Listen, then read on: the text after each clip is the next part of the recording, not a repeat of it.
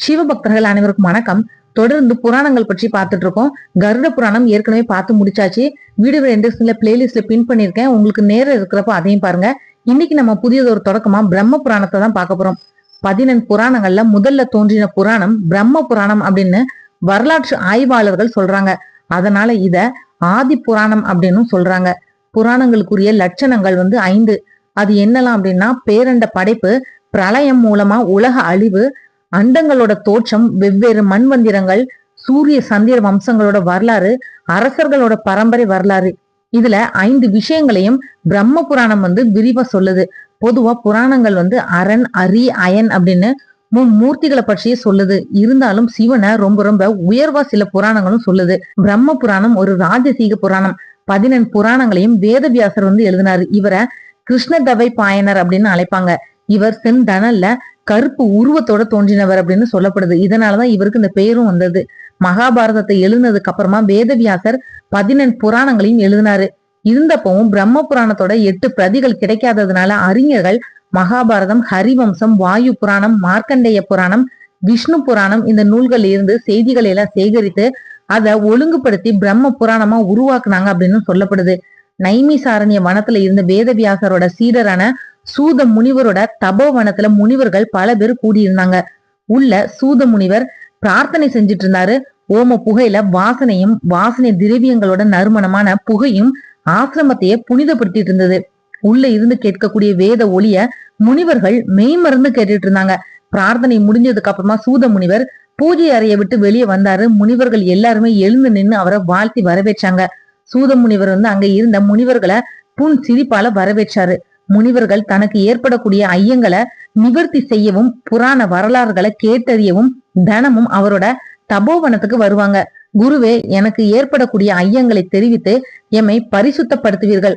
தாங்கள் கூறக்கூடிய புராணங்களோட வரலாறுகளையும் எம் பிரானான மகாவிஷ்ணுவோட பெருமைகளையும் கேட்டு வியப்பும் மகிழ்ச்சியும் அடைந்து வருகிறோம்.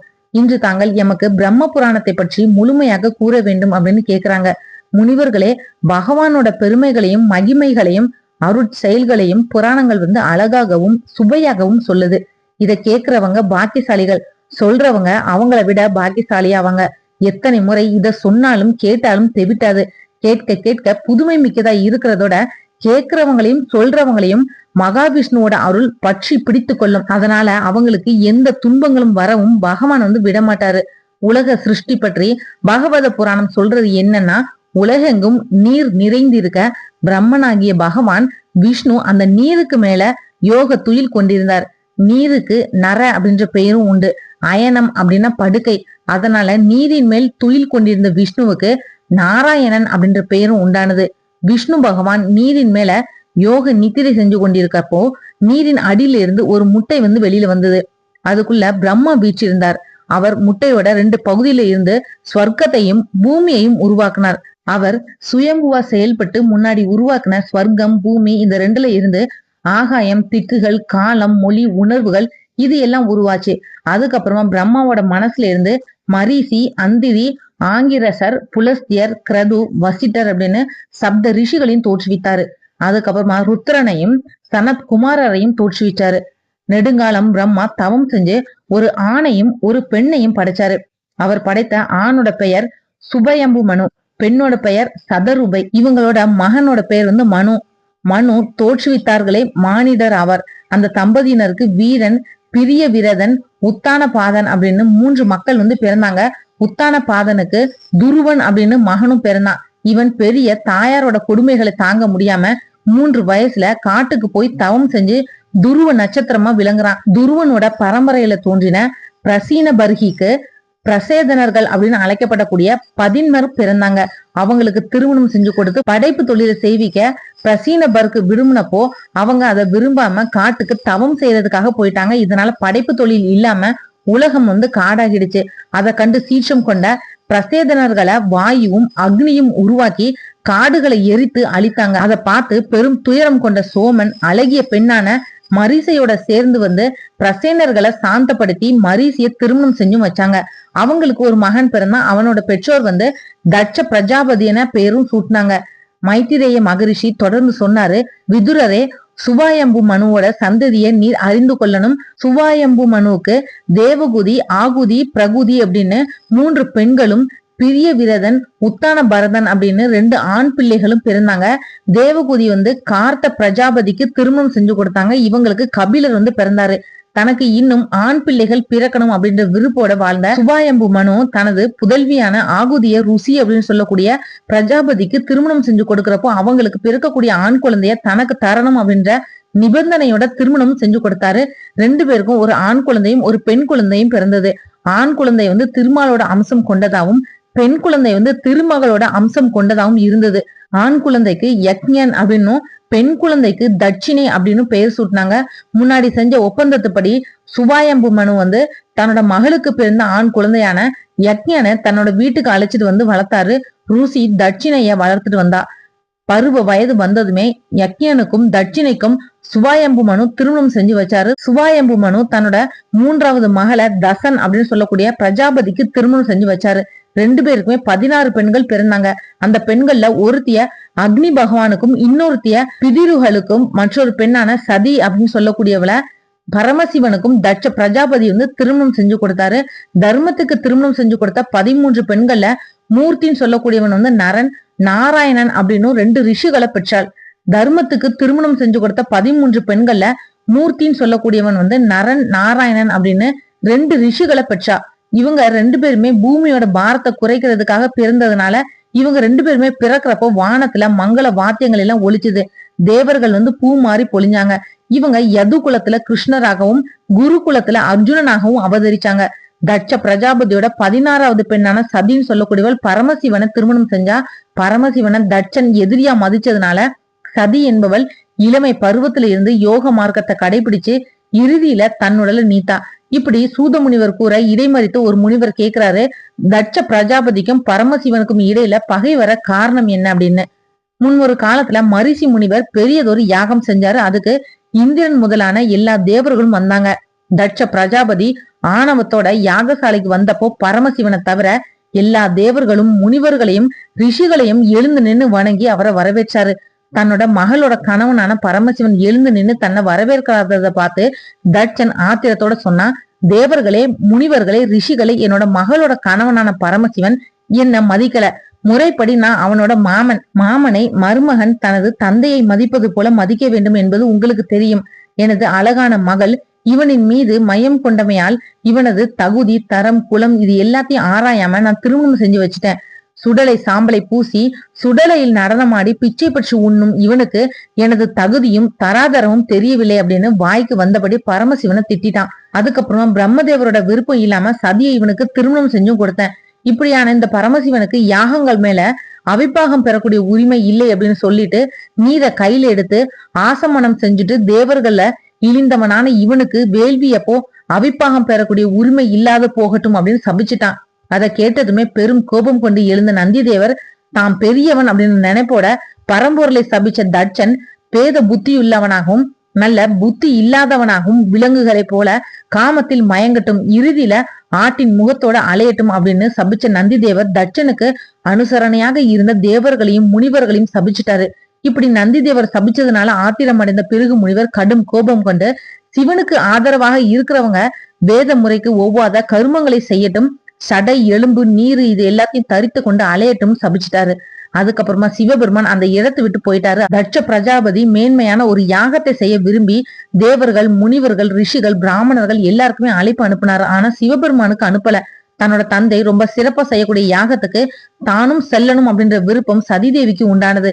இதனால தன்னோட கணவனான பரமசிவன் கிட்ட தன்னோட விருப்பத்தையும் சொல்றான். அதை கேட்ட பரமசிவன், என்னோட பிரிய சகியே, நல்லவங்க என்ன அழைக்காட்டாலும் நாம அவங்க செய்யக்கூடிய யாகங்களுக்கோ இல்லைன்னா சடங்குகளுக்கோ செல்றது நியாயமானது. கல்வி, தவம், பொருள், அழகு, இளமை, நல்ல குணம் இதெல்லாம் ஒருத்தர்கிட்ட இருந்தது அப்படின்னா அவர் சான்றோராக இருப்பார். பணம், பொருள், அதிகாரம் இது எல்லாம் தீயவர்களிடம் இருந்தால் அதால தீமைகள் தான் நமக்கு உண்டாகும். தீயவர்கள் யாரையுமே மதிக்கிறது கிடையாது. பிறரை மதிக்காதவங்களோட இல்லங்களுக்கு போனா அவமானம் தான் உண்டாகும். நல்லவர் ஒருத்தருக்கு ஒருவர் மேல கோபம் உண்டாயிடுச்சு அப்படின்னா அந்த கோபம் அவரோட குடும்பத்தை சாராது. தீயவர் ஒருத்தர் கோபம் கொண்டா அந்த குடும்பத்தை வெறுத்து பகைப்பர். அதனால உன்னோட தந்தை உன்னை தன்னோட மகள் அப்படின்னு நினைக்க மாட்டார், என்னோட மனைவின்னு தான் நினைப்பாரு. அதனால நீ அங்க செல்றத நான் விரும்பலன்னு சொல்றாரு. பரமசிவன் சொன்னத சதிதேவி ஏற்கல. அவள் தன்னோட பெற்றோரையும் உறவினரையும் பார்க்க விரும்பி தனியா தன்னோட தந்தை நடத்தக்கூடிய யாகத்துக்கு போனா. அவள் தனியா செல்றத கண்ட பூத கணங்களான மணிமான், மதன் இந்த 2 பேரும் அவளுக்கு துணையா போனாங்க. சதிதேவி தட்சனோட யாகசாலைக்கு சென்றப்போ யாரும் அவளை வரவேற்கல. தாயாரும் சகோதரிகளும் பயத்தோட வந்து அவளை ஆசனத்துல அமருமாறு வேண்டினப்பவும் அவள் ஆசனத்துல அமரல. அங்க இருந்த முனிவர்கள், ரிஷிகள், பிராமணர்கள் மற்றும் உறவினர்கள் யாருமே அவளை கவனிக்காதது போல இருந்தாங்க. அங்க நடைபெறக்கூடிய சம்பவங்களை பார்த்ததுமே சதிதேவிக்கு கோபம் வந்துடுச்சு. தன்னோட கணவனோட சொல்ல கேட்காம வந்ததை நினைச்சு வேதனைப்பட்டா. தட்சனோட முன்னாடி போய் உலகத்தில் எவரை விட மேலானவர் இல்லையோ, எவரை சகல உயிர்களும் வணங்குகின்றனவோ அவரை உன்னை தவிர விரோதிப்பவர் யாரும் இல்லை. என்னோட கணவரோட நாமத்தை நினைத்தாலே செய்த பாவங்கள் எல்லாமே அழிஞ்சிடும். மங்களகரமான தெய்வத்தை யார் ஒருத்தன் நிந்திக்கிறானோ அவனோட நாக்கை நான் துண்டிப்பேன். நீ எப்பவும் என்னோட கணவனான உலக முதல்வனை நிந்திக்கிறாய். அதனால உன்னால தரப்பட்ட இந்த பாவம் நிறைந்த உடலை நீத்து புனிதமான உடலை பெற விரும்புகிறேன். எனது கணவர் என்னை அழைத்தால் கூட உனது பெயரை முன்வைத்தே தாட்சாயினி அப்படின்னு தான் அழைப்பாரு. அப்படியான எனது கணவரை விரோதிக்க உனக்கு எவ்வாறு மனம் வந்தது அப்படின்னு அழுதபடியே யாக குண்டத்துல விழுந்து தன்னோட உடலையும் துறந்துட்டா. சதிதேவி உயிர் துறந்ததும் அவளோட வந்த பூத கணங்கள் தட்சனை கொல்றதுக்காக வந்தது. அதை கண்ட பிருகு முனிவர் மந்திரம் ஓத அந்த அக்னியில இருந்து ருபுக்கள் என்னும் சொல்லக்கூடிய தேவர்கள் எல்லாம் வெளிப்பட்டு கொல்லிக்கட்டைகளை எடுத்து பூத கணங்களை தாக்குனாங்க. அவங்களை எதிர்க்க முடியாம பூத கணங்கள் எல்லாம் பின்வாங்கிடுச்சு. தட்சனோட யாகசாலையில நடந்தது எல்லாத்தையும் கேள்விப்பட்ட சிவபெருமானுக்கு கடுமையா கோபம் வந்துடுச்சு.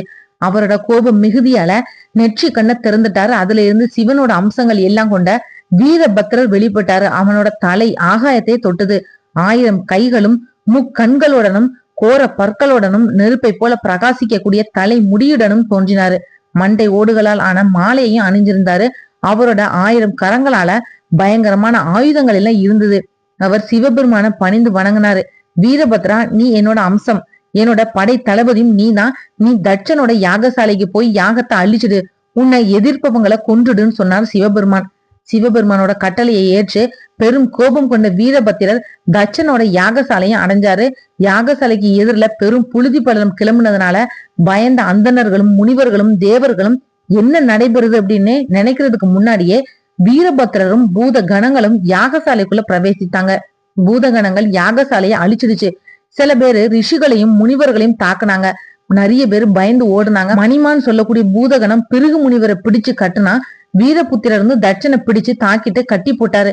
சண்டீஸ்வரர் சூரியனையும் நந்தி தேவர் பகனையும் பிடிச்சு காட்டினாங்க. பூதகணங்கள் கோபத்தோட தேவர்களை கொடூரமாக தாக்குனாங்க. மீசைய முறுக்கி சரித்த பிருகுவோட மீசைய அருவம் சொல்லக்கூடிய ஆயுதத்தால வீரபத்திரர் வந்து பிடுங்கினாரு.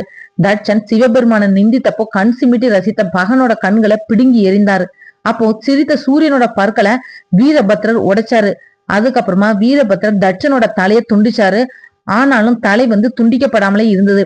இதனால வீரபத்திரர் தட்சனோட தலைய திருகி எடுத்தாரு. பின் அந்த தலைய தென்மூலையில எரிந்த தீக்குள்ள போட்டாரு. அதுக்கப்புறமா வீரபத்திரர் வந்து கைலாயத்துக்கும் போனாரு. வீரபத்திரராலும் பூத கணங்களாலையும் தாக்குண்ட தேவர்களும் முனிவர்களும் பயத்தால நடுநடுங்கியபாரியே பிரம்மதேவர்கிட்ட போய் தன்னை காப்பாற்றுமாறு வேண்டி கேட்டுக்கிட்டாங்க. அவங்களுக்கு ஆறுதல் மொழிய சொன்ன பிரம்மதேவர் சிவபெருமானை விட சக்தி மிக்கவர் யாருமே கிடையாது. இத தெரிஞ்சிருந்தும் தட்சனுக்கானவராய் செயல்பட்ட உங்களை இந்த அளவுல விட்டது நன்மையானது. அதனால சிவபெருமான் கிட்ட போய் மன்னிப்பு கேளுங்கள் அப்படின்னு சொல்லி அவங்களை அழைச்சிட்டு போய் கைலாயத்துக்கும் போனாரு. சிவபெருமான் கைலாய மலையில நின்ற பெரியதோர் ஆலமர நிழல்ல முனிவர்களுக்கும் நாரதருக்கும் பிரம்ம உபதேசம் செஞ்சுட்டு இருந்தாரு. இதுக்கப்புறம் என்ன நடந்தது அப்படின்றத இன்னொரு பதிவுல பாக்கலாம். இந்த வீடியோ உங்களுக்கு பிடிச்சிருந்தா மத்தவங்களுக்கு ஷேர் பண்ணி விடுங்க. இன்னும் இதிகாசங்கள் பற்றி நிறைய தெரிஞ்சுக்க மறக்காம சேனல் சப்ஸ்கிரைப் பண்ணி சப்போர்ட் பண்ணுங்க. நாளைக்கு மற்றும் ஒரு நல்ல தேடலோட நான் உங்களை சந்திக்கிறேன். நன்றி. ஆன்மீக தேடல்ல நீங்களும் தேடலாம் உங்களோட இஷ்ட தெய்வத்தை பற்றி. முதல் தடவை நம்ம சேனலை பார்க்குறவங்களா இருந்தீங்கன்னா சப்ஸ்கிரைப் பண்ணி பெல் ஐக்கான் ஆன்னு கிளிக் பண்ணிடுங்க. அப்பதான் நான் போடுற பதிவு உடனடியாக நோட்டிஃபிகேஷனாக உங்ககிட்ட வரும்.